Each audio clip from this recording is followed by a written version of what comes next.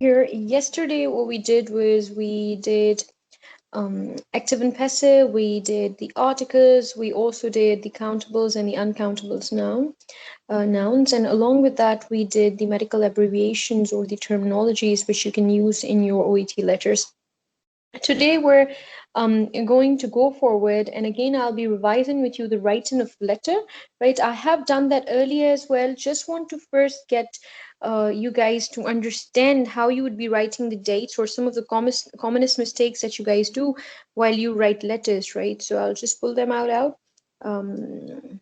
Okay, and we'll see how it proceeds. If you guys have any questions from the previous class, please do ask. Right, so we know that you start your letter by writing the address in here, right? Then you leave a line space and you write the date, right? Then you write the date, and after you've written the date, you move forward and then you write regarding, write the name and the age. Dr. Saleha, are you there? Yes, Dr. Saleha, Dr. Fatima, I hope you guys are there as well. Right, so this is how you would be beginning your introduction, right? This is how you begin your letter.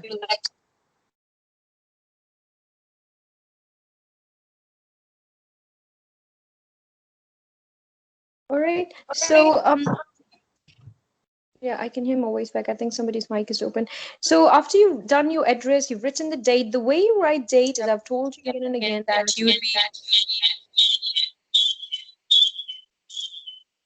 okay. Someone's mic's open. No, my voice.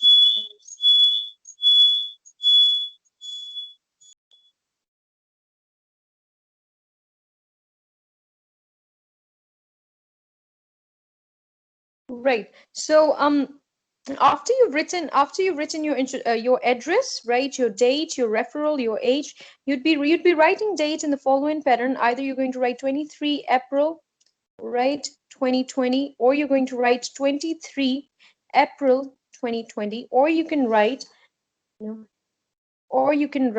23 2020. All right, so it depends on what pattern you choose. Whatever pattern you choose, you're going to keep it consistent throughout your letters, and never ever write APR, just you are going to write April full, right? And the first alphabet of that month would be capital. All right, when you write the introduction, I've told you in your introduction, it will constitute of two sentences. The first sentence would include the biostatics of the person, right? What this person is, right? Their name, their age, their occupation, and also the reason why we're referring them, that meaning their diagnosis or their state, and what you want the person who is going to receive the letter to do to this person, right? And then you would also be writing their the request, right? And then depending on what kind of letter it is, if it's an emergency letter, right, not an emergency letter, you'd be writing their latest visit first, right, depending on what kind of letter it is, and then you'd be writing their subsequent paragraphs and ending it with social history paragraph and conclusion, right? However, if it's not an emergency one, then your second paragraph after introduction is a social history paragraph, right? Then is your first visit, right? Then maybe their second visit, and if you have more than 3 visits, right, or more than 4 visits, and if you feel like that the first 3 visits almost describe the same condition as I gave you guys to write a letter, the David Taylor one, right, I guess, and in there the person's condition, he had I think that was the one where you were sending him for the orthopedic, like surgery for that, I guess that was the one. So what happened was that person's swelling started because of the injury, and it kept on increasing, right? It kept on increasing in size. So you didn't have to write different paragraphs for it. Rather, after writing introduction, social history, you'd be writing it in one whole paragraph, and then the last paragraph that you'd write is of today, like what is his current condition, right? So even if there are more than 4 visits and you feel like the rest of the visits have almost the same condition, however it's deteriorating, right, so you would just write that in one whole paragraph and try to comprehend it, right? They're trying to see if you have the ability to comprehend the things, right? They're not judging your medical knowledge, rather they want to see if you are able to write something, right, by writing I mean comprehending something, right? Comprehension means understanding. You're able to comprehend things in fewer words, right? You're able to comprehend things in fewer words. Dr. Balanli has just joined in. Dr. Balanli, we're talking about the letter structure, and I'm sure we have gone through it again. So I'm recording this session. If any of you would have any questions, you can rewatch it, right? So after you've written your address, your date, your referral, your age, you'd be writing the introduction, right, which would have 2 sentences, right? Then you'd be writing your social history or emergency paragraph of today's visit, depending on what kind of letter it is. Then you'd be writing your whole paragraph of whatever the visits were, if they have the same condition throughout in those visits. And then you'd be moving forward and writing the concluding paragraph where you'd be telling them or repeating and reiterating what that person had and what you want them to do to them, right? So that was our writing of letter. I just refreshed it for you guys so that you can understand how you write the letter the next time. All right. Okay, now coming towards the titles. All right, so what titles can you use? The general titles, we'd be talking about titles today, right? By title, I mean Mr., Mrs., Miss, Miss. Right, these are the titles. Now, if a person is above the age of 16, right, they're above the age of 16, right, they're above the age of 16 years old, right, so you can use title for them. If they're below the age of 16, no titles. All right, no titles if they're below the age of 16, right? So Mr. is used, see, Mr. is for all the men, right? It is for married, unmarried, widowed, divorced. You can use Mr. for all, right? There is no problem in that. The problem comes in, or the confusion comes in, where we're talking about the woman, right? So there is a problem in there, or there is a confusion. When you're talking about an unmarried woman or a married woman, you can say Miss. Whether she's unmarried or married, you can use MS, right? And every time you write the title, for example, write doctor, please put a dot after it, right? It's important you put a dot, which is a full stop, right? If you're writing Mr., right, you guys are writing the titles, put the full stop, right? It's important that you do, because you know the OET examiners are kind of following the old English pattern where they would want to put a dot.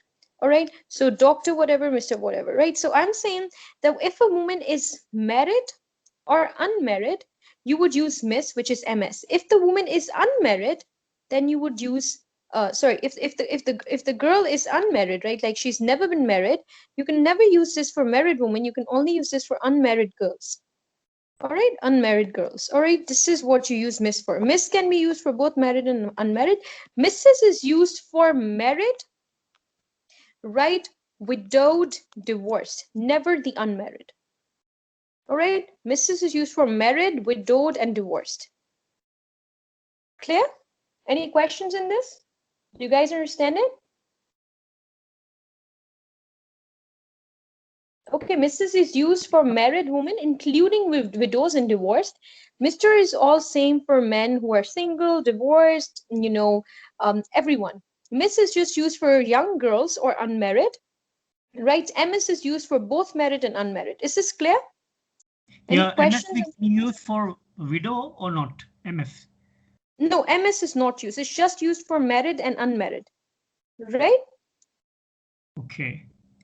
Right. So if a woman has never been married, right, if she's never been married, then you can use either Miss or MS for her. If she has been married and now she's divorced or widowed, you would be using Mrs. for her.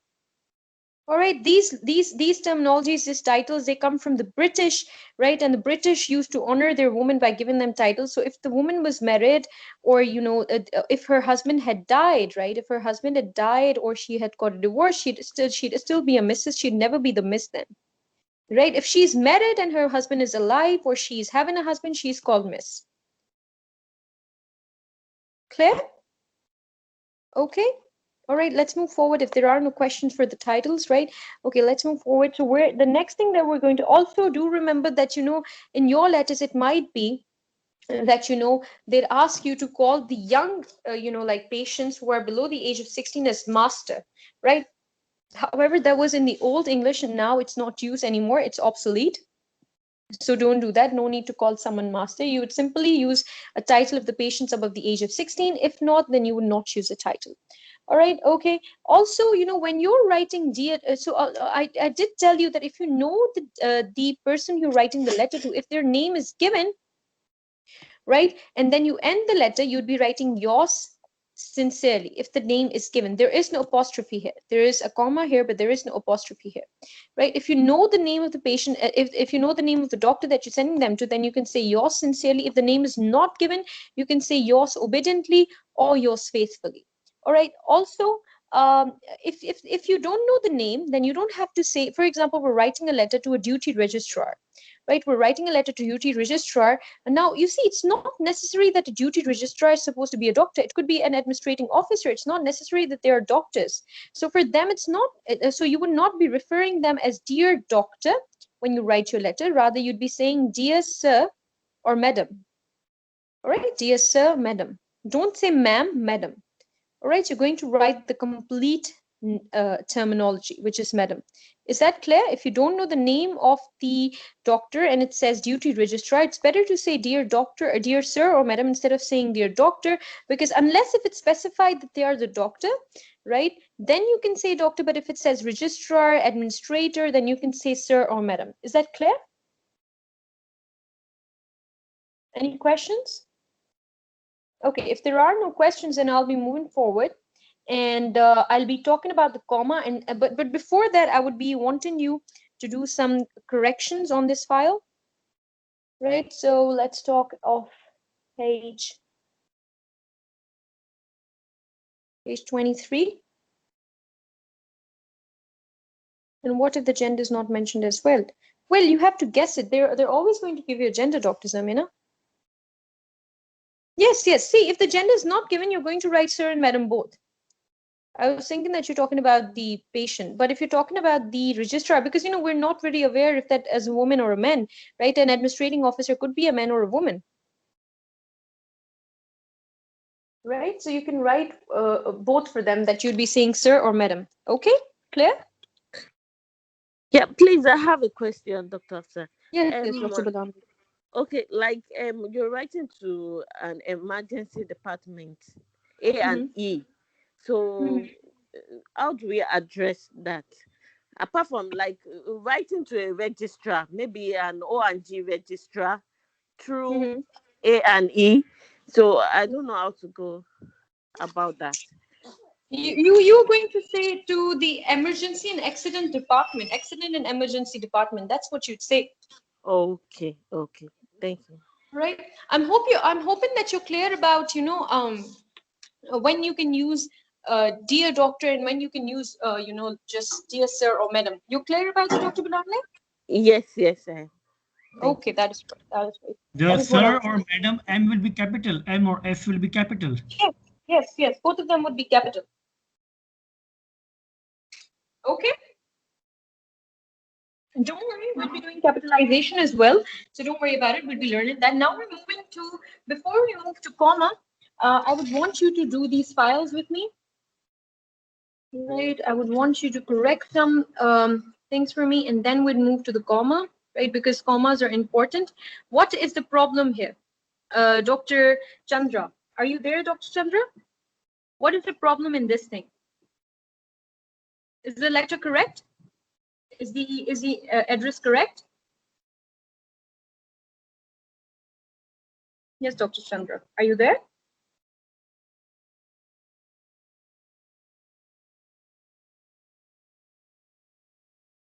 All right, Dr. Moin, are you there?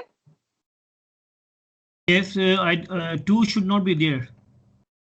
Okay, there should not be any two. What else? And I think admitting doctor is not a correct terminology. Duty doctor. Okay. What if they say that write a letter to the admitting doctor? Doctor. They say write a letter to admitting doctor. They don't say duty doctor. So you can write it as it is. What else is a problem here?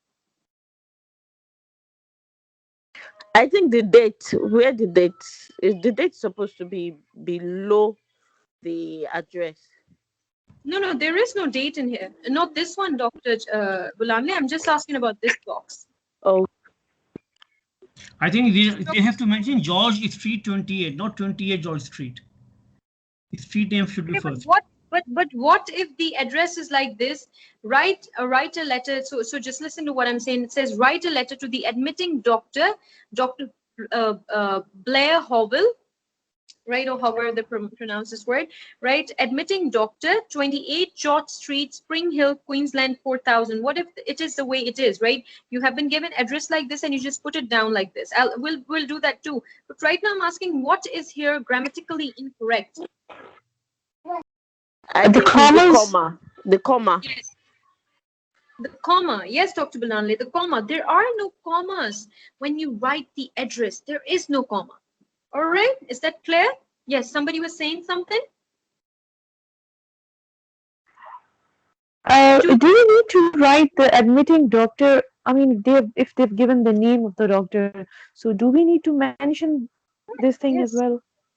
Yes, if they are saying that, that write a letter to Blair Howell and he's admitting doctor there, then you'd write it, right? If the we'll be doing the case notes, Dr. Samina. I'm thinking it's Dr. Samina. So if they give you, case notes, right, and they go like that, this is your address and you're writing this to this. Here they give you the street number. Here they give you the area number, and here they give you the area code. So you'd be writing it as it is. All right, clear? Okay. All right. So let's move forward. All right. Okay. So this one's for you, Dr. Zamina. I'm hoping you're there. How is this incorrect? What is incorrect in here?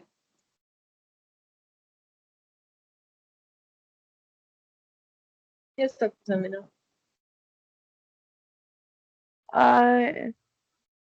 There's no dot after the doctor. There is no dot after the doctor, and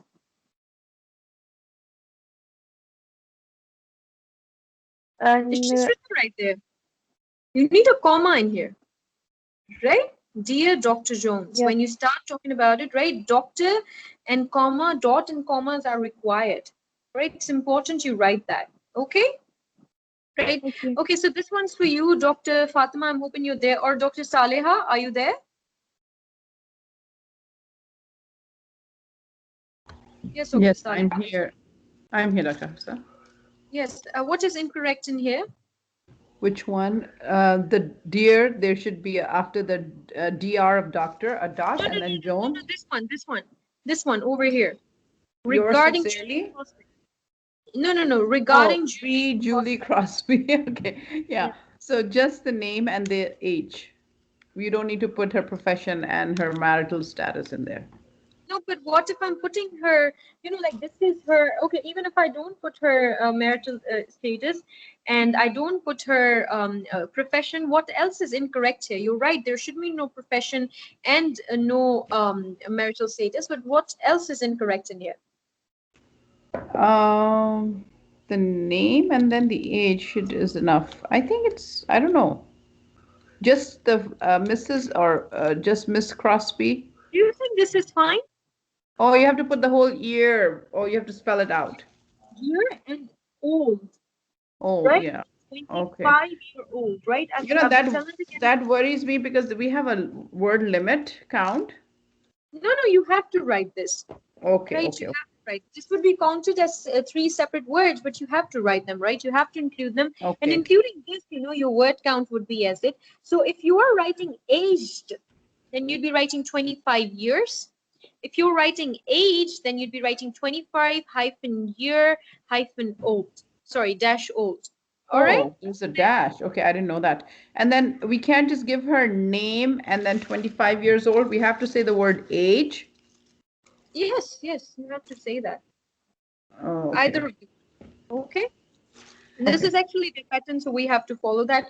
Right. So what is incorrect in here, Dr. Lakshmi? Apostrophe is not needed for use. Right. Should be together. Yeah. Right. The apostrophe is not needed. Now let's talk about the comma. It's really important because this is something that most of you, I don't know about you, but for me it was like a big problem. I don't know where to put a comma and when is it necessary, when I'm supposed to write it, when would I be required to put it. So see, what comma does is that it separates the sentences, it connects the sentences, it is kind of a connector, right? It allows a writer to separate a group of words, right? For example, I am saying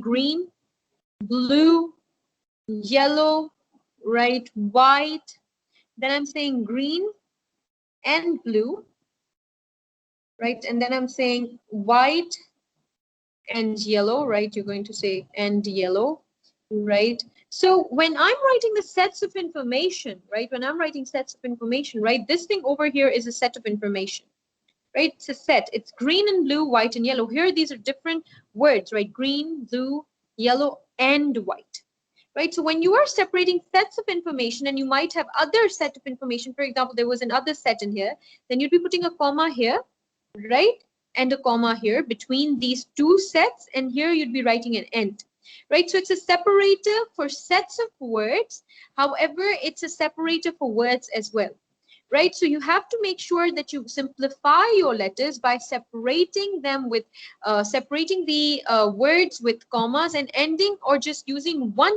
end before the sentence, right. For example, there's a patient, he has nausea, he has vomiting, he has diarrhea, he has headache, he has constipation, right, he's got multiple problems, and I write that the patient had nausea and vomiting, or I say patient had nausea, vomiting, along with that he had diarrhea, in addition to that he had headache and cough, right. That can be written, and I can use the connectors, but yesterday I told you that you should not use the connectors like that. When you're writing one set of information, right, you're writing one category of information, then you should always, try to use connector only when you're trying to move from one category to another.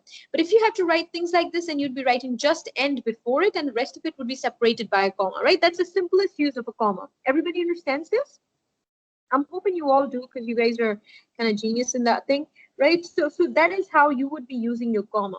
Is that clear, Dr. Zamina, Dr. Lakshmi, Dr. Fatma, Dr. Chandra, Dr. Saleha, Can you Dr. just Moen? repeat, please? You said all nausea, vomiting, diarrhea would be in one sentence followed by commas, right? Yes, yes, yes. Oh, And before that, and then just write, before you write the last symptom or the last and word or last set of information in the category, you'd be putting the end in. All right, is that clear? And yes. Okay. before Yes. the and also we need to put a comma, like nausea, Well, vomiting, and diarrhea. it's So before it's up and, it's up to you. If you okay, want to put a comma before end, it's up to you. If not, then it's up to you. However, you have to put comma in between the sets of information. All okay, right. yeah. All right. So this is the simplest use of comma. Other thing that we need to know about comma is that it can help us. See, you don't have to overuse it, right? There should be no overusage of it, right? Try to avoid the overusage, right? Excess of anything is bad. Then again, there should be no underusage. It should be properly used, and there are certain areas where you'd need comma. For example, when you were saying dear doctor, whatever their name is, dear Dr. Hwd or what, and then you're putting a comma, right? This is where you put a comma. When you're separating information, you'd be putting comma. When you have to replace that, right? If I say please note, right? I'm saying please note that, right, she is allergic, whatever she's allergic to, right? So please note that she is allergic. If I have to replace the that, I'll be putting a comma. Please note she's allergic, right? So if you have to separate that, then that is where you use a comma. Also, there are certain areas where you'd be using a comma, right? That would be when you are trying to talk of a context of a thing, right? You're going to use it when you're talking about a context of a thing, when you're using it on dates, right? When you're talking about the dates, when you're emphasizing on something, right? When you're talking about a mood of something, right? So these are the conditions, or these are the times when you'd be using a comma. Let me tell you what I mean by that. First, I'm going to read it out for you from the grammar file. Right, so it says in here, I hope you can see the screen. It says that the comma is the most frequently used punctuation mark within sentences. Used correctly, it allows the writer to separate a group of words or phrase from other parts of a sentence, right? We did that.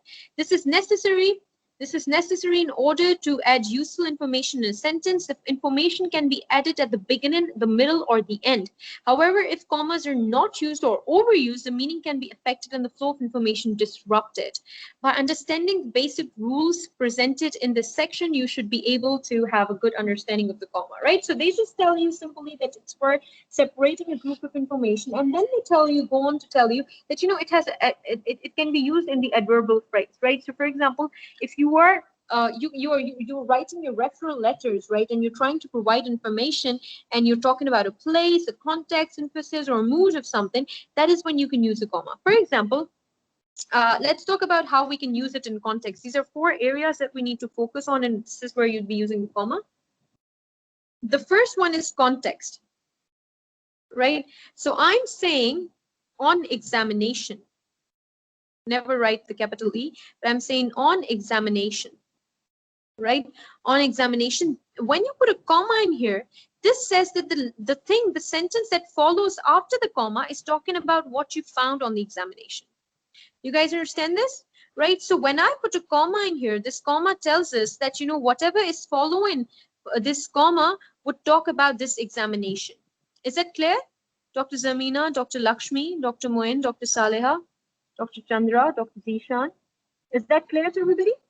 Right? So when you're talking about sentences and you have you use a comma, whatever follows a comma would talk about this examination, right? That's the same with the date. If I say on today, or on you know on Wednesday, right? On Wednesday, right? And I put a comma in here, then the next thing, whatever follows, is whatever happened on Wednesday. That's the same with the date. If I put a date in here, I say on 21st of April 2021. Right, the course ended, and I put a comma in here, so whatever happens next following the comma is talking about that particular thing that happened on this date. All right, is that clear? Along with that, when you're trying to emphasize on something, for example, I'm saying unfortunately, right? Unfortunately. So now what is unfortunate? Whatever happens after the comma is very unfortunate, right? So I'm trying to emphasize on something. Is that clear? But I would not recommend that you use unfortunately in your letters, or you say suffering, or you talk of things which are judgmental, right? Don't judge, don't make your own conclusions. Whatever is written in your case notes, you can use that. You are supposed to use that, but don't use things that are not in the case notes. Even if you feel like, you know, it's against your medical practice, it's against your medical understanding. If there is written that, you know, diabetes mellitus is a condition where the glucose is high, you would say yes, it's the right thing, because the case notes say it. Even though you know it's different, that, you know, the insulin is low, and, you know, you are having fluctuations in your glucose levels, or if they say that, you know, a fracture is a break in the skin, you know, you're going to say yes, because the case notes are saying it. Because once again, this is not your medical exam, this is your English exam. So whatever the case notes say, even the speaking cards, whatever they say, you're going to follow it, right? You're going to blindly follow it. You can question the examiners or the interlocutors that are present with you. Otherwise, you'd be following them as it is, right? Again, mood, right? Contrast, right? When you're writing, however, right? You're using connectors. Right, with connectors, you're going to use comma. These are the simple things where you're going to use comma. I'm hoping that these things are clear to you. Right, now let's talk about positives. Right, positives. Are these things clear when we talked about commas, when we're using them in adverbial sentences? Is that clear, everybody? If you guys So have for, any questions, please ask. Yes. so for connectors also we need to use the comma for like Yes, in when you're addition to. right, when you're saying therefore, comma, therefore what? So Right, in if we are using in addition in the middle, like it's not a new sentence, but we are using like the patient is having so and so in addition to this. So do we need to add a comma for that or no? for example, you're saying she came for a blood test, right? Blood test in addition to, Yeah. right? Mm-hmm. In addition to diarrhea. You're saying, should I use comma here or not? What do you think? Yeah. I think it is just in the middle of the sentence. We don't need to, right? I'm not sure. Okay. Yes, Dr. Fatma, what do you think? Are you there? Yeah, I'm here. Yes, what do you think? Should we put a comma in here? She came for blood tests in addition. No, we don't need to, I think. All right. If I write a sentence like this, I'm saying she had diarrhea. However, right? I'm saying, however, it had resolved. Should I put a comma after however? I think yes. No, it's in the middle of the sentence, no? Yes, Dr. Moin, what do you say? Should we put a comma in here? I think yes. Dr. Chandra, what do you say? Should we put a comma in here? I think we need not to put comma here because she had diarrhea, full stop. Okay. After that, however, then you should put comma. But otherwise, you need not to put comma. You are very right. You're very right. Dr. Chandra is very right that if you, first of all, I don't want you to make things difficult for you, right? I'm trying to make things easy for you, right? So if you are using connectors, first of all, I'd say don't use connectors in the middle of the sentences unless you're using but, right? Dr. Lakshmi, if you are using a connector in the middle of sentence, first I'd say don't use that, right? Because I told you that, try to use connectors only when you're connecting two sets of information, right? Right. Once again, I'm going to repeat it. See, I'm trying to make things easier for you because otherwise you'd confuse yourself. Trust me, and you would. Right, because I am the same as you and I confuse myself when I do this, right? So use connectors when you're starting the sentence, right? When you start the sentence, use the connector and use the connector only, right? Like there are other ways you can use the connectors, but for the sake of understanding and for the sake of you passing the exam, I would not want you to use the connectors in the middle of the sentence, rather when you are connecting information. Right? If this was where you wrote their sign and symptoms and examination, right, in the first paragraph, and the next paragraph you're going to talk about the medicine, this is where you should start that consequently she was given this and this and this and put a comma here. Otherwise, don't use connectors in the middle of the sentences. And even if you are, there is no need of comma. Right? Like Dr. Chandra said, if it was she had diarrhea, however, right, however, it had resolved, right, then is when you'd be putting a comma here. All right. However, this would be very short sentence, right? So don't do that. Okay, got it. All right. Okay. Is that clear to everybody? Dr. Fatima, Dr. Saleha, Dr. Balanle? So I think the sentence you should write. However, we start from the beginning from however. Then Yes. can you correct me this sentence? She had diarrhea. However, it is resolved. So we should write like that. However, she had diarrhea, comma, it resolves. Yeah, you can do that too. But you would be saying like this, however, she had diarrhea. However, she had diarrhea. Either you'd be saying that resolved, right? Because I told you that that is, a replacement of comma, or you could say, but it resolved. But it resolved. I told you, but can be used in the middle of the sentence. But cannot be used in the beginning of sentence, right? But can be used in the middle of the sentence. Is that clear? Dr. Balanle, Dr. Chandra, Dr. Fatma, Dr. Lakshmi, Dr. Moen, Dr. Saleha, Dr. Zamina, Dr. Zishan. Is this clear? If not, then I can repeat it. Or if you guys have any other... Can you repeat please one more time? Yes. Please. Yes, see, when you are using, I'm talking about however and but, right? So however can be used in the middle, in the beginning of sentence. First, I'm saying that when you are writing your OET letters, just for the sake of OET, write your connectors in the beginning of the sentences. Right, in the beginning of sentences, okay? However, if you're using a connector in the middle of the sentence, I'd say use but most of the times, or a comma, or a that, because these are connectors too, right? These are connectors too. So what I said was that, I don't know what I said, I don't remember it exactly, but what I said was that, however is used in the beginning, and you'd be using a comma in here. But if you're saying she had diarrhea, but it resolved, so there wouldn't be a comma in here, rather it would be that resolved or but it resolved. But can be used in the middle of sentence, but cannot be used in the beginning of sentence as per OET guidelines. Is that clear, Dr. Chandra? Yes. Okay, let's move forward. If you guys have no questions, let's move forward and let's talk about appositives. Right, but appositives, I mean that you're talking of a noun or a noun phrase, and then you're trying to talk of another noun phrase, right? For example, when you're saying that, for example, you're saying Miss Sarah, right? Mrs. Sarah, right? Mrs. Sarah, and 60-year-old 60-year-old widow, right, who was who has diarrhea. Right, so I'm saying Miss Sarah, let me just clarify it. I'm saying Miss Sarah, and I'm putting a comma, 60-year-old widow. Right? I'm saying Miss Sarah, a 60-year-old widow. So you're not going to put a comma in here. Now you're saying that Miss Sarah is 60, and she's a widow. So you're talking about the same person, right? You're talking about the same person, that this person is 60-year-old. So there is no need to put a comma in here. Rather, you'd be putting a comma in here, and then you'd be saying she has this person. She has the symptoms, right? So I'm saying Miss Sarah, comma, a 60-year-old widow, comma, who has diarrhea.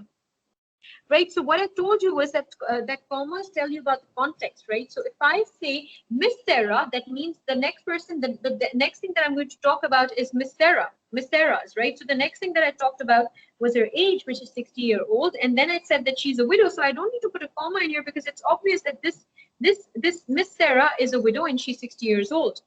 Right, so let me just write it again. I'm going to say like this. So when you are going to write your letters and your introductory paragraph, right, you're going to use the commas, right? You're going to write the name, the age, the occupation if you have, their marital status if you have, and then put a comma and say what the condition they have. This is your very complex sentence, and they want to see if you can write a complex sentence. So just give them your complex sentence in the introduction. Clear? Right, so here you'd be writing the name. One question, please, I have. So when you say who, isn't that who like is supposed to replace the comma? Because it works just like when you put that. Who? Who has diarrhea, for example. So the word who will replace the comma. You don't need to put the comma if you put who. Yes.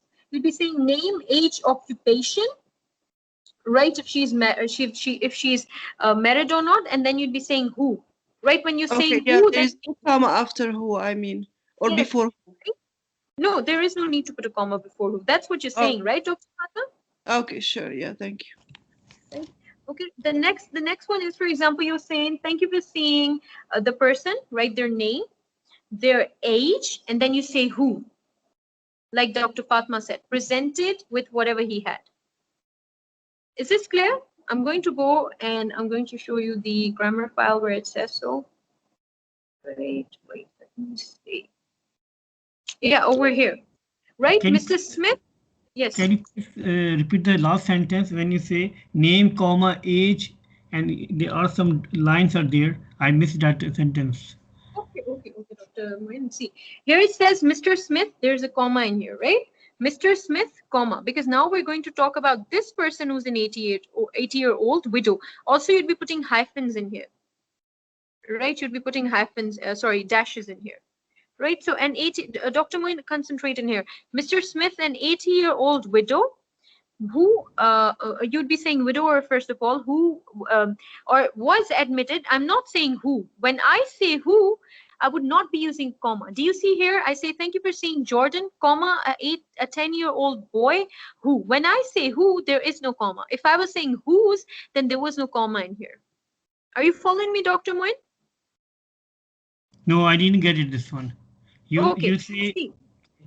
See, like I said, that that or if, right, when you're saying if or that, they replace the comma, right? Like I said that comma is a connector, and is a connector. So when I say who, right, if I had not written who here and I put a comma in here, this would be correct as well. I'm saying thank you for seeing Jordan, a 10-year-old boy, presented at my clinic. When I put a comma, right, you can say presented at my clinic today with the main concern of pain in tooth 54, whatever is 54, I don't know.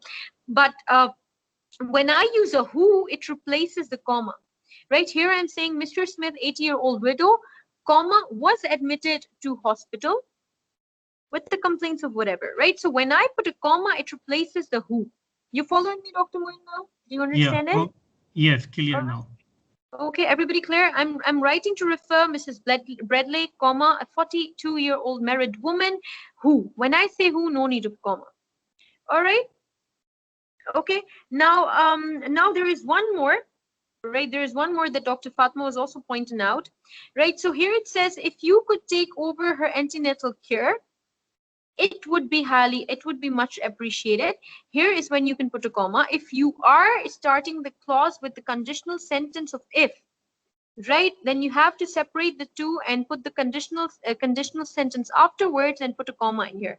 But if you're writing the sentence and it's not a conditional word and the conditional clause that's at the end of it, there is no need to put a comma.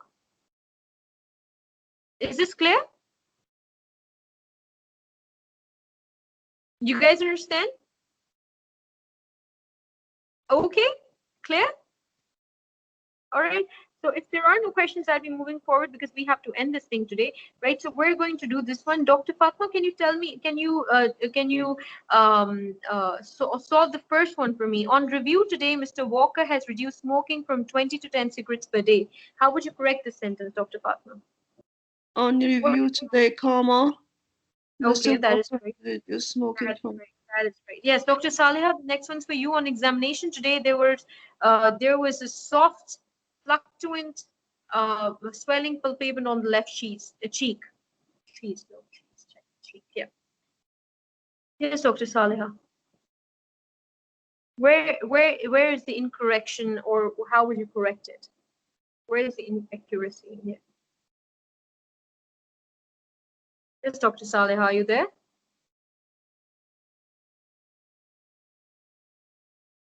All right, Dr. Chandra. Yes, I'm here. Yes. Dr. Hafsa, 1 second, my battery was dying. Okay, on exam today, there was a fluctuant Okay, swelling also palpable exam, on the left cheek. never don't. Okay, one more thing, I apologize to cut you off.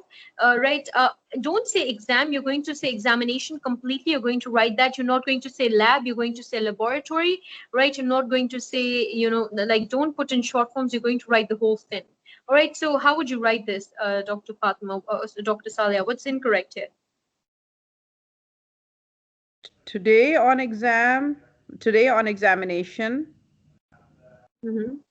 there No, was, okay, I'm saying that this is the right sentence. It's written correctly. Where is the problem? What is missing here? you mean a comma or something, a punctuation? Are we? Yeah, yes. So today on on examination today, comma, there was a Okay, soft, that is great. That is great. I just wanted to see this. Yes, Dr. that's Balanle, this one's for correct? you. Yes, you're right. You're right. Okay, You're thank very right. Right, Dr. Balanle, this one's for you. Please note he has a prosthetic heart valve.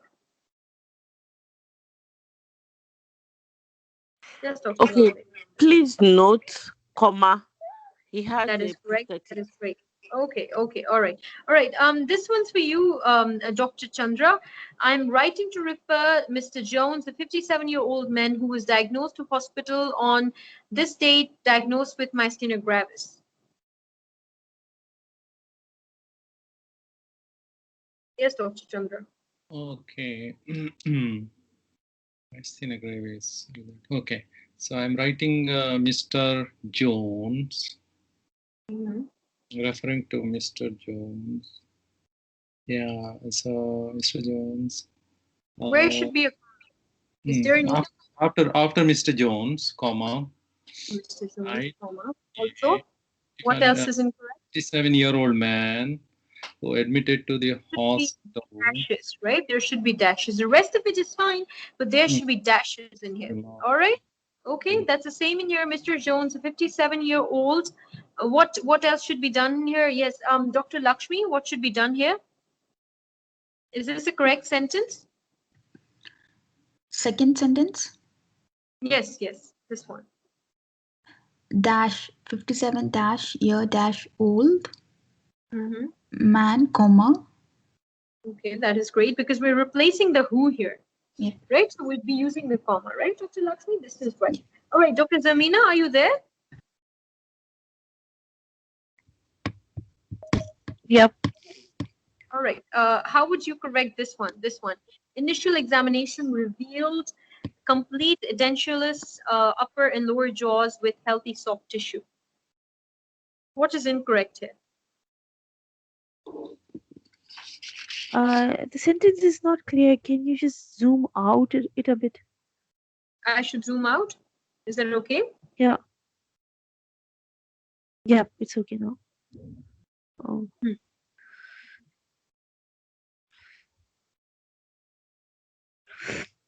Initial examination revealed complete. Okay, initial examination revealed complete uh, epidentalus upper and lower jaws withheld. I think it's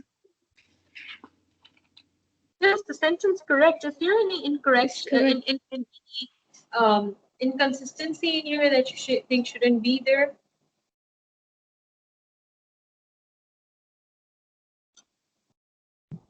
Take your time. That's all right.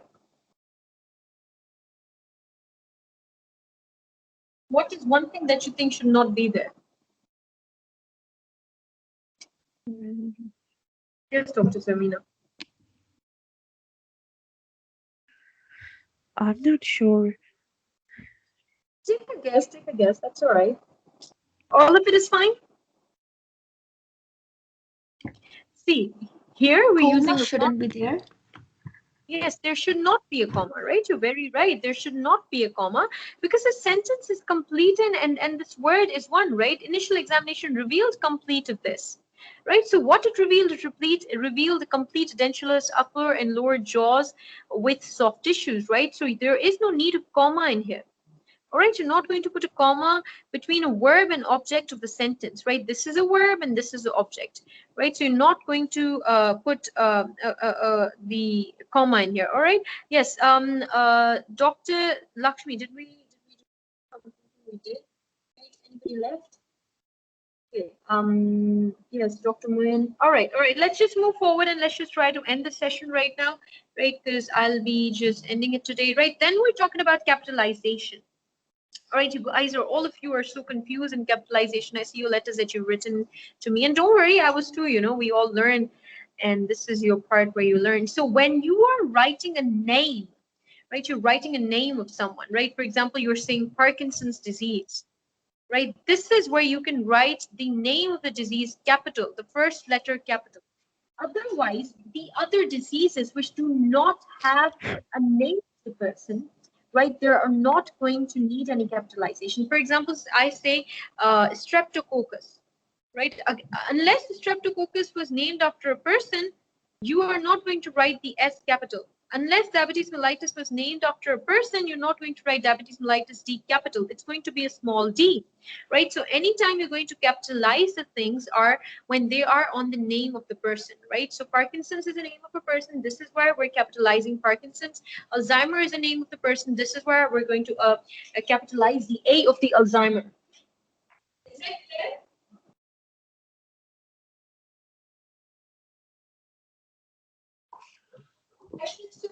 Any questions? Right, then let's move on to the drugs. Right, let's move on to the drugs. The drugs that we're going to talk about is brand names, right, and generic names. Right, so the brand names are like, you know, Zoloft, right, which is for sertraline, Zocor, right, Ritalin, Voltaren, right. Those first letters, the first letters of brand names are capital. Of brand names, of generic names, for example, if I say aspirin, it's going to be in small letters, but this is a controversial one, so we'll be talking about it in a bit. However, if I say penicillin, penicillin's P is supposed to be small because it's a generic name. Amoxicillin's A should be small because it's a generic name, right? Okay, if I'm saying insulin, insulin's I should be small because it's a generic name. Unless they say insulin R, which is trademark, then you can use it capital. When it comes to cortisol, what is cortisol? Dr. How about Nguyen, what is codeine? cortisol? Yes. How about C will codeine? be, yeah, C will be small. It is a generic name. Okay, it should be a generic name, so it should be small. Yes, Dr. Fatma, were you asking something? Yeah, codeine. Capital or lowercase? Codeine? Yeah, codeine, yes. What do you think? Lowercase? Why? Because it's a molecule. I mean, it's not a brand name. Right? So it's going to be Yeah, a but lower. I saw this in a case notes and they put it capital. It was confusing. They would put it capital. They would put it capital. Your job is to make them in small letters or in lowercase or uppercase. It's your job. So it was on purpose put on capital? Yeah, they do it on purpose, or they'll just do it out of fun. They don't really care. They want you to write the letter, right? Okay. Okay. Okay, it's up to you to decide whether it should be a lowercase or an uppercase. Okay, Oh, so you see, there are certain drugs, for example, cortisol, aspirin, right? These are the ones that are used as generic as well as trademark, right? These are brand names as well. So if it is specified that it's got an R on top of it, it means it's registered. That means it's a brand name, and that's when you'll be using it as capital, right? But if you feel like you don't understand it, then you can use it just with small as well, right? Like with the lowercase. See, there are certain companies that sell cortisol by their its own name, so that's when you can write the cortisol C capital. However, if you're not very sure, you can use it in the small or lowercase letters. Is that clear? Okay, again, the diseases that you have, right? All the diseases that you have, unless they have a name of the person, they're going to be written in the lowercase, right? In the small case letters, right? Ball cancer, right? Ball cancer does not need a big B, it's a small b. All right, it doesn't matter if you're trying to give it importance or something. You're saying epilepsy. Epilepsy is a lowercase letter, unless you say if there is some guy and after him the disease was mentioned, then you can use the lowercase the uppercase letter, right? So I hope that's clear. When you're talking about equipments, right, medical equipments, right, x-rays, right, x-rays are the ones where you can use a capital X. MRI is one where you can use capital MRI. CT scan is the one where you can use capital. ECG or EKG is capital, right? Otherwise, the rest of the examinations, the rest of the things are in small case letters, right? Body parts, right, like heart, adrenal glands, eye, all of them are in lowercase letters. When you're talking about the job titles, right, when you're writing about the job titles, for example, you're saying the emergency doctor, you're not going to write E small. You're not going to write D small because you're talking about a job title. The first letters would be in capital. The first letter of these words of this job title would be capital. When you are writing the place's name, right, you're saying Greenwich University, right? Then the G and the U of both of them are going to be capital. Is that clear? The connectors in here, The yes, emergency doctor E and D will be capital. yes, they are capital. Okay, all right, Dr. Moin. We just saw an example at the back, didn't we? Okay. We saw an example where the emergency doctor's E was capital. So, Admitting doctors E was capital. Yes. sorry, Yes, Dr. doctor. Hafsa, just this is D would also be with a capital T, even if it's in the middle of the sentence. No. I'm talking about when, yes, in the middle of the sentence as well. If you see, you're first of all, you're not going to say emergency doctor in the middle of the sentence. I've not seen any case note where you would. But if it is a job title, if you're saying that he's an emergency doctor or we have sent them to the emergency department, then the T, the E, the D would be capital, just to signify that it's a name of a place. All right, clear? Okay, so the and emergency E and the D for doctor, everything's going to be Capital. oh, okay, even in the middle of a sentence. Yes, in the middle of the sentence. Now, there are words, right? For example, I say that University of Greenwich. So, of's O would be small. The rest of the letters of this word, right? I say the University of Greenwich. I dropped my pen. Right, so I say the University of Greenwich. All of the words are going to be capital, right? The letters are going to be capital. However, the connector is going to be small. All right, I'll be giving you 2 minutes to go through this capitalization thing. It is on page 29 of the grammar file. Just go through it. If you guys have any questions, ask, and I'll be coming back and we'll be completing it. All right? Okay, thank you. Apologize for the interruption. I got to get the door. Right, so you guys have 2 minutes to just look at the capitalization bit.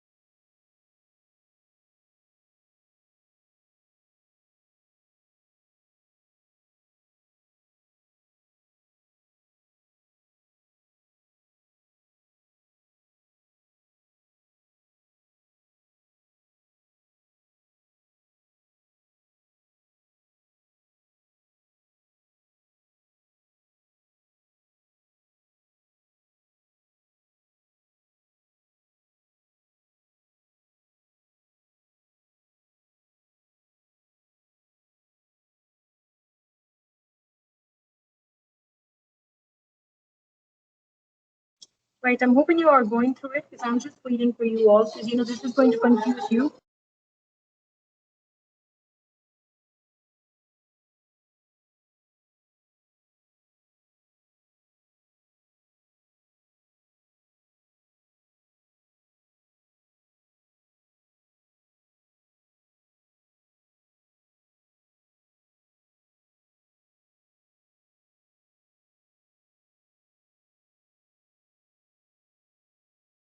Right, have you guys gone through it?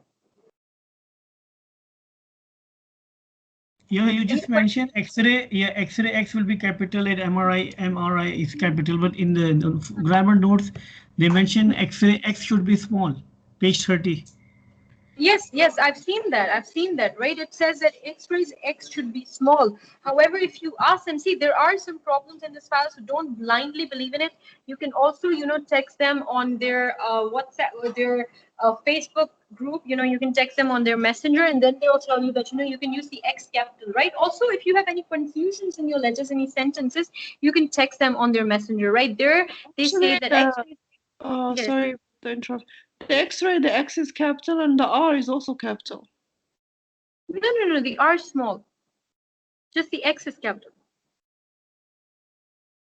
No, I put it R capital and I don't know, it was okay. Okay, all right. I mean, where did you write?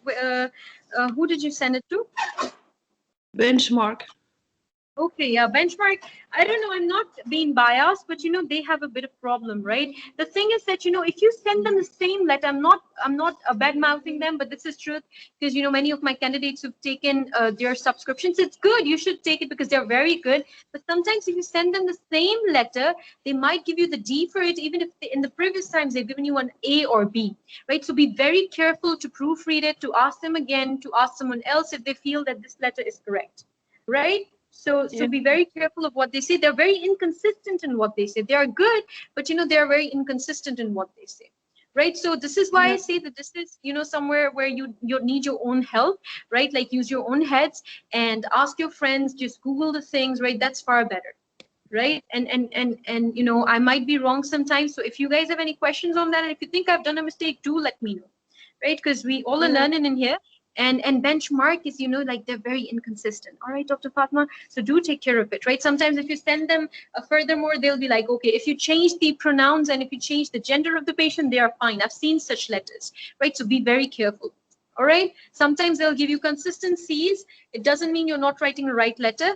It means that you should ask someone else to check it too. All right. Yeah. Okay. All right. Okay, so I think that we're done with this. If you guys have no questions, I'll be moving forward with just saying one thing, that holidays, months, and days, they are supposed to be capitalized, right? Like Christmas Day, both capital, January's J, both capital, W's, Wednesday's W, capital, right? Also, when you're saying I, it should always be capital. Right, the doctor's D should be capital, the dear should be capital, the Johnson should be capital. Yours sincerely S is not capital. All right. And Okay. here they have in the Yes. number third common nouns, no, they have mentioned like Steve is a teacher, so that is also job title, no, but they haven't mentioned that in capital. So I would say put it capital, but you see, if it says that Steve is a teacher of sociology, then sociology's S would be capital. If the job title is like this, the emergency doctor, right? Or if they say professor, right, of physiology, right? That is a job title. Teacher is just an occupation. okay, It's okay, not a makes job sense. title. It's an occupation. Yeah, Right? Doctor yeah, is an occupation. Dentist is an occupation. If I say doctor of physiotherapy, then it's a job title. okay, makes sense. Yeah. Yeah. That's a very good question that you asked, right? So, Dr. Lakshmi, this first one's for you. His medical history shows that he's epileptic. What is incorrect?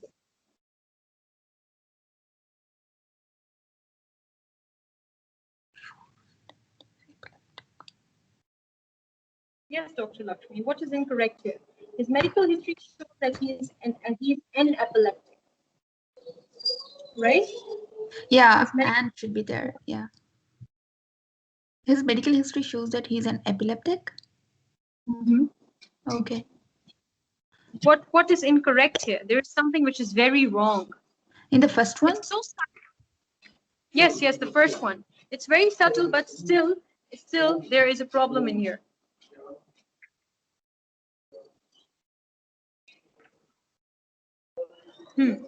Yes, Dr. Lakshmi. I'm not able to make it out. That's all right. That's all right. Concentrate a little. Epileptics E should be small. Oh, okay, yeah. Right up to epileptics E should be small. All right, the next one's for you too. Also, I have given dical base on 101 dressed it with glass monomer cement. What is incorrect here? I'm telling you, dical is a generic chemical base. Okay, then it should be small letter. Also, what else? Also, could I have given the base Glass ionomers. glass. All Okay, of them the should last one, the glass monomer cement should be small letter. ionomer, right? Ionomer cement. All of Yeah. them should be in small case letters. All right. Okay, this one's for you, Dr. Balanle. The patient was diagnosed with diabetes type 2. What is incorrect here?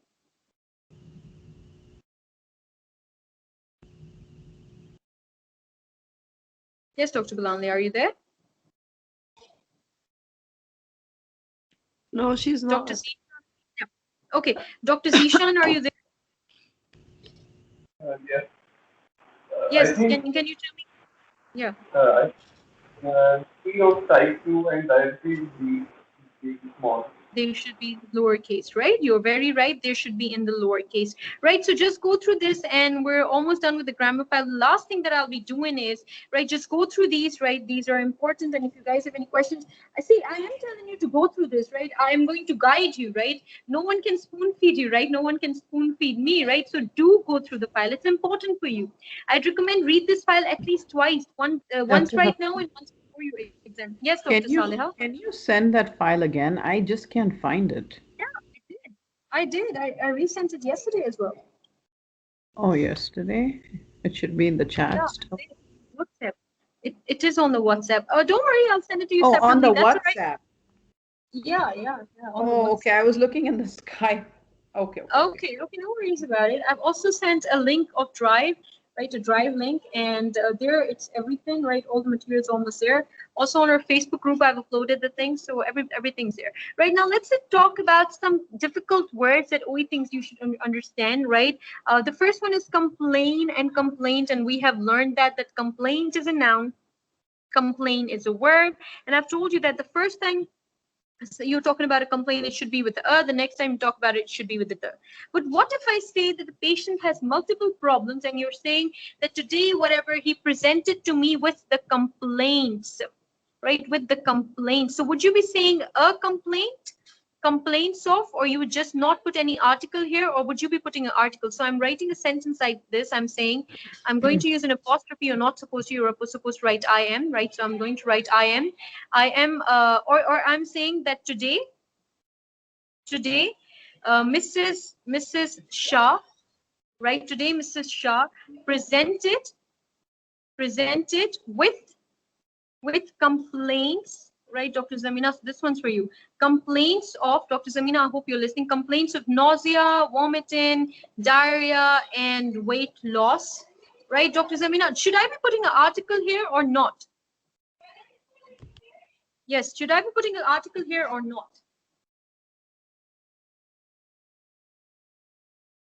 Yes, Dr. Zamina.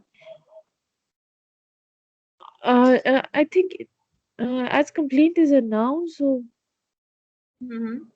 complaint should be put here because. No, this is a noun. Complaint is a noun. Complain is a verb. And we're talking about multiple complaints and not just one complaint. Should I be putting a comma? Should I be putting an article here or not?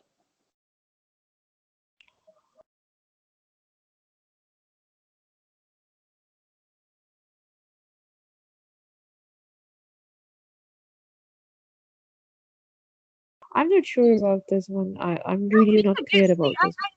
I don't like this, right? I want you to give me a guess, right? The thing that I don't like is that we are so insecure and underconfident, even though we know the things, right? Whatever comes to your head, just say it. Don't say I don't know. All right, nobody's judging you here. I'm not the type of person who would say, you know, you're wrong and I hate when you what you said, right? I just want to give you, I just want you to give me an opinion, right? Let's not be political here, right? Just one opinion. All right. So, Dr. Zamina, do you think that there should be an article with this or not? What do you think there should be? Yes, Dr. Zamina. I think there should not be any article with it. Yes, you're right. You're correct. All right. Next time, please make sure that you say things. All right, Dr. Zarmina. Okay. Right. Okay. It is up to Yeah. you. It is up to you if you want to see. When you're talking about this thing for the first time, right? When you're talking about all these symptoms for the first time, you don't have to put an article here. But if when you're going to talk about these complaints, the other time you'd be saying the complaints, not a complaints. All right. Everybody clear about that? Right? Or if you forget the thing and you're like whether I should put the article or not, then I'll suggest that it's better to put the article the. Today, Ms. Shah presented with the complaints because now you're saying that the complaints are specific, so you can also put the in here. Are you guys clear? Is that okay, Dr. Zarmina? Do you understand? Yeah. Yes. Okay, that's great. All right, next time be very confident. Okay, it's important. Not clear? Not clear, Dr. Zishan. See, when you are writing the thing for the first time, right? When you're writing the complaints for the first time, or you're mentioning a subject for the first time, this seems like a very set face. But when you're writing the thing for the first time, right? You're writing the complaints of nausea, vomiting, and diarrhea for the first time in your letter. You are supposed to put a with it, right? You're not supposed to put the with it because the makes it specific. But when you have lots of information and complaints is a noun and a verb interchangeably, right? When you are writing it as a noun, you are supposed to put an article, right? However, you cannot say she presented with a complaints. Rather, you'd be saying she presented with the complaints. And if you are forgetting whether I should use a noun, whether I should use an article or not, so I'd say that use the article instead of not using it. Is that clear, Dr. Zishan? Yeah? I'm hoping it is. Is that clear? Like for example, I'll just show it to you on the file, right? I'll just show it to you on the file. It's not a long class. We still have time, right? We still have time, right? So here. Okay, in here, right? Yeah, it's clear. It's clear. It's clear? It's clear. All Yeah. right, it's clear. Okay, clear. All right, so the next set of words, the next sets that we're talking about is suggest, right? Apologies for my pathetic writing. Recommend and versus advice. Right, so advise is a verb or a noun? Dr. Saleha, advise with an S, it's a verb or a noun?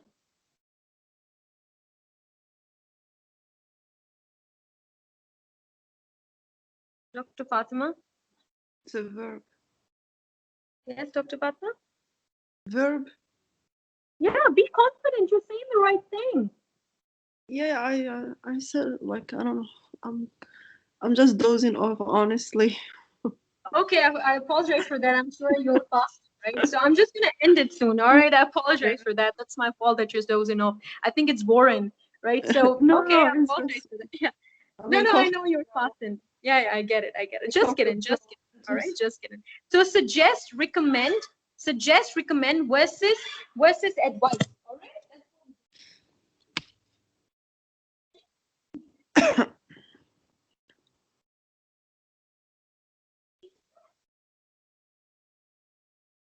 Hello?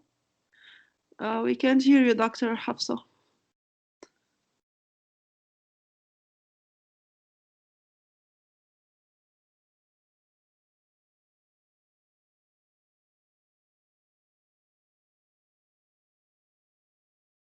Apologize for the interruption, right? I've got to go a little early. I apologize for that, right? But we're going to complete it, right? So suggest, recommend versus advice, right? Suggest, recommend versus advice, right? So if I say I suggested him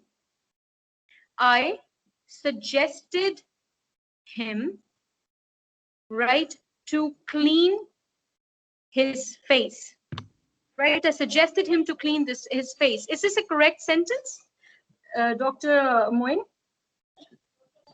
I suggested him to clean his face. Oh, I think you should write, I suggest him to clean his face. No, I'm just saying I suggested him clean his face. I suggested him to clean his face. It is a wrong, the right sentence then. I This suggested is him. right? Is it right? Yes, I think so. All right. Dr. Fatima, what do you think? Is it correct? Yeah, but suggested is not like the right word to use. You could say I asked him to clean his face. But I'm saying asked is informal. And I'm saying You're talking about the letter. So we want to use the passive form. He was suggested, or whatever the patient's name was I'm suggested. saying that this is how I want to write the letter. I want to write the sentence as it is. I suggested him to clean his face. What is incorrect here? What thing you can add or subtract in this particular sentence to make it sound grammatically correct? Dr. Chandra. Suggested that. Suggested that. I suggested that. Now you would not see when you are using suggested or recommended as the words, you put pronouns directly after these words, right? Recommended and suggested are such words that you cannot put pronounce directly after them. Dr. Balanli, Dr. Zamina, do you guys understand? When I say I suggested to him to clean his face, this is fine. Or I said that I suggested that he should clean his face, then it's fine. But I cannot say I suggested him, I recommended him, right? I suggested to him, I recommended to him. However, when I say I advised, then I advised him. You can write after advised the pronoun as it is, right? You can say I advised him, but you cannot say I recommended him, I suggested him. Is that clear, Dr. Zamina? Yeah, so we have to put two in between if we say like that. Yes. I suggested to him. I suggested to him, I recommended to him. Because I told you that with these words, you cannot use the pronouns. Directly, you cannot use a pronoun. Him, his, her, these are pronouns, right? She, he, right? Okay? Okay. All right, now one more thing is explained and tell. Because you'd be using these words in your sentences, so I'm going to make sure that you understand it. And I'm going to click end this in 5 minutes, I promise, right? I explained to him. So see, explain to them is when you're explaining something, right? Like when you are trying to explain thing. But if you're telling someone, right, like there is a difference between explaining and telling, right? See, the word explain is when you cannot follow the pronoun after it, right? I cannot say explained them. Again, the same thing with this, when you're using the word explain, you cannot directly write him or a pronoun after that, right? If I say I explained him, this would be incorrect. If I say explained to him, then it's fine, because this is again the word where you cannot use pronoun after it. But if I said I told him, then it's correct. Right? You can use pronoun after told or tell, but you cannot use a pronoun after explain. Right? Okay? Is that clear? I'm hoping it is. The next thing is affect and effect. Can anybody tell me what is the difference between affect and effect, and if the pronunciation is the same? I'm hoping you guys are following. I know I'm Russian, but I want you to follow it. If you're not, then we can slow down, and if you guys have any questions, you can ask. Dr. Balanle, Dr. Lakshmi, Dr. Chandra, Dr. Zarmina. Yes. Yeah, affect is a verb. Effect is a noun. You sure about that? I know I see affected as a verb used, but I don't like it. I don't know. Okay, yeah, you're right. Effect is a noun, right? And affect is a verb, right? So I'd be saying that he has the side effects, right? Side effects, right? We say side effects, how it should be side effects, right? Both of them are pronounced as affect rather than effect, right? They have the same pronunciation. So this is a noun, this is a verb. All right, is that clear? Now coming to the very last thing, which is a widow and widower, which is used for men and which is used for women. Dr. Moin. Widow for women, widower for men. Right, you're very right that widow is used for men, right? So widow is used for women whose husband has died and she has not remarried.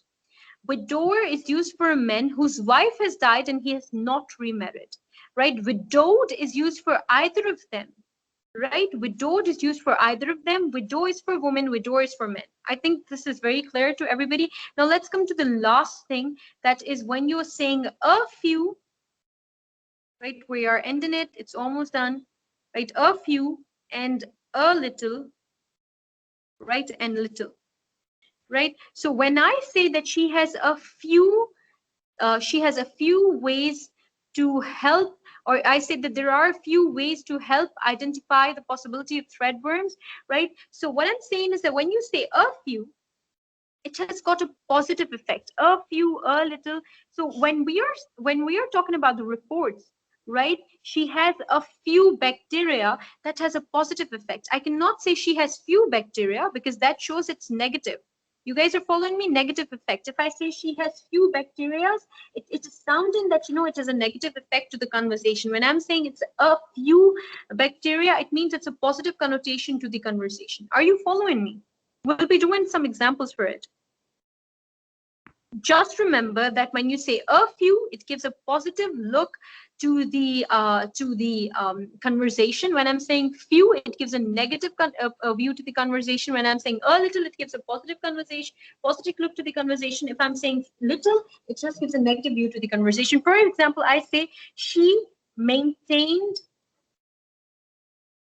a little eye contact. What do you think is this sentence trying to say? That the writer was happy about that she maintained a little eye contact, or the writer is unhappy about it? That she maintained a little eye contact. What do you think what the writer is trying to say? For example, there is a psychiatric patient and they come to you and you write the letter and you're saying that she maintained a little eye contact. What does this tell you? The writer is trying to say that he's unhappy that, you know, she has a little eye contact, or is he happy about it? Happy. Positive effect. Yeah. He's happy that, you know, she's only maintaining a little eye contact. I mean, But she's anorexic, psychiatric. Effect is positive. If he wrote little effect, he's been negative effect. Right. So we want this to be negative because he's trying to tell the psychiatrics that the things are not good. She's only just maintaining a little eye contact. You would not be saying a little, you would be saying little eye contact. She maintained little eye contact. I say she maintained a little eye contact. When I say a little eye contact, that means you're happy about that she's only maintaining some eye contact. But you are unhappy about it, so you'd be saying she maintained little eye contact. You guys understood what I'm trying to say? Okay, Yes. if not, right? Everybody understood? That's very important that you understand. The last thing is followed and followed by. What does this mean, Dr. Abulanle? Followed and followed by. Tomorrow we'll be doing letters. This is done. Followed by two tablespoons of brawn.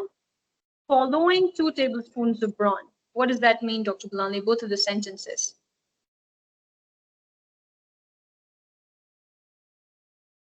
Yes, Dr. Abulanle, are you there? Yes, I am.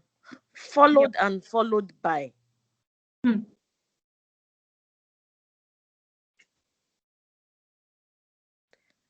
Yes. She followed 2 tablespoons of brawn, followed by aspirin. That means that she took aspirin first and then she took brawn. Right? When I say following brawn, she took aspirin, it means she took bran first and then she took aspirin. Right? Everybody clear about that? Okay. Yes. Yeah? Okay. Yes. Do you guys have any questions about grammar at all? Can you just repeat that one more time, the last? Yes, Dr. Lakshmi. Okay, the rest of you understand, Dr. Lakshmi? Do you understand the rest of the things that we've discussed? Yeah. Right. So when I say followed by, right, I say followed by, and then I say follow or following, right? So I say she took aspirin, following brawn, following 2 tablespoons of brawn, right? Like brown bread or something, right? So when I say following, it means she took bran first and then she took aspirin. Aspirin following 2 tablespoons of bran. It means she took bran first. When I say brawn, whatever it's pronounced like, I hate this pronunciation. the word. Trust me, I'm on the same page with you guys, right? So brand followed by aspirin. This means what? This means that that first she took aspirin and then she took Bran, right? Yeah, Brand it's followed clear. by aspirin. Clear? All Clear. right. Do you guys have any questions? If not, then I'm ending this just by doing one or two examples of these things that we've discussed. You guys have any questions, you can ask. We're done with grammar, and then from tomorrow onwards, we'd be discussing letters. Right, tomorrow we'd be doing a referral letter. Right, Dr. Bilalni, the first one's for you. The patient complains of chest pain and her blood pressure is high. What is incorrect here?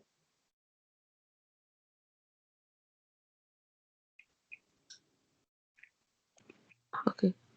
The patient complained of chest pain and her blood pressure is high. Is the complaint? Yeah, it's complaint. Yeah. It's a verb. It's supposed to be used as a verb because the patient says it, right? Right, Dr. Blana, you did right. Right, so the next one's for you, Dr. Chandra. I suggested her to return in morning as she required further blood test and assessment. What is incorrect here?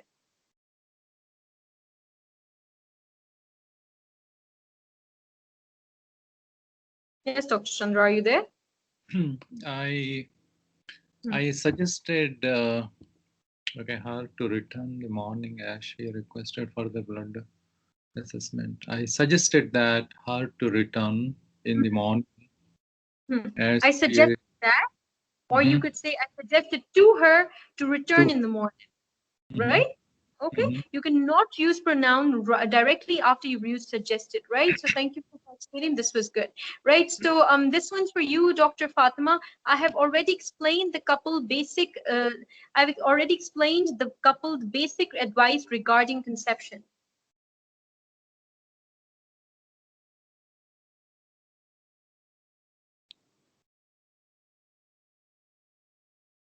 Two. I explained to the couple. Yes, you're having a sore. We're done. We're done. I promise we're done. Okay, we're done. Right. So this one's for you, Dr. Zarmina. It would be greatly appreciated if you could make a visit to his family and advise his parents regarding the recommended vaccines for both children.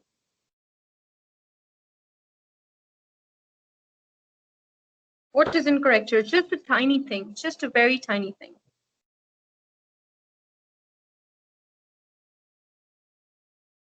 Yes, Dr. Zarmina, are you there?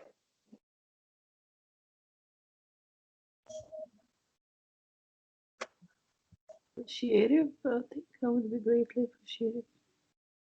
Yes, yes, she's there for sure. Yes, Dr. Zarmina.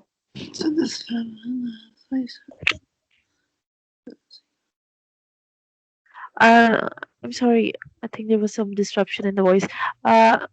It would be greatly appreciated if you could make a visit to this family and advise.